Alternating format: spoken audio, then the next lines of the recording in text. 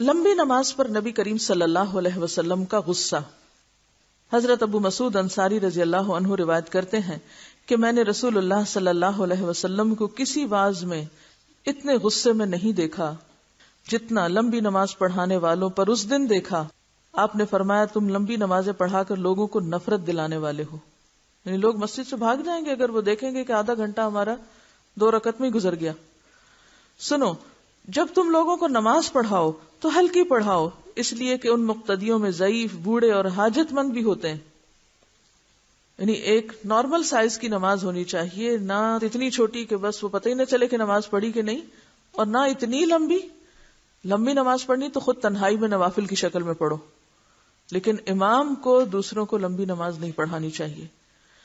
حضرت عثمان بن ابی العاص رضی اللہ عنہ روایت کرتے ہیں کہ مجھے رسول اللہ صلی اللہ علیہ وسلم کی آخری وصیت یہ تھی، جب تم لوگوں کی امامت کرو تو ان کو نماز ہلکی پڑھاؤ، کیونکہ تمہارے پیچھے بوڑھے، مریض، کمزور اور کام کاج والے لوگ ہوتے ہیں.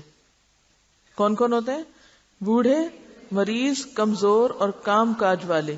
اور جب اکیلے نماز پڑھو تو جس قدر چاہے لمبی پڑھو. یہ ہے طریقہ. اس سے ایک اور بات بھی پتہ چل رہی ہے اس حدیث سے.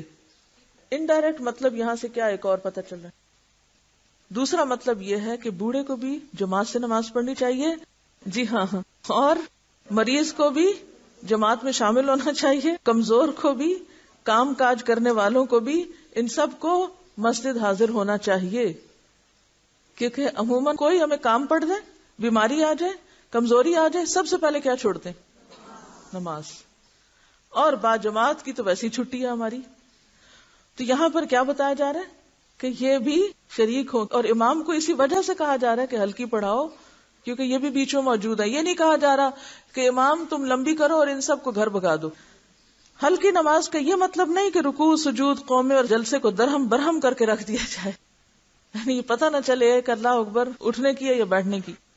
واضح ہو کہ ارکان نماز کی تعدیل اور طمانینت کے بغیر نماز باطل ہوتی ہے، بلکہ ہلکی نماز کا مطلب یہ ہے کہ قرات میں نسبتاً اختصار کیا جائے مگر قیام زیادہ مختصر بھی نہ ہو.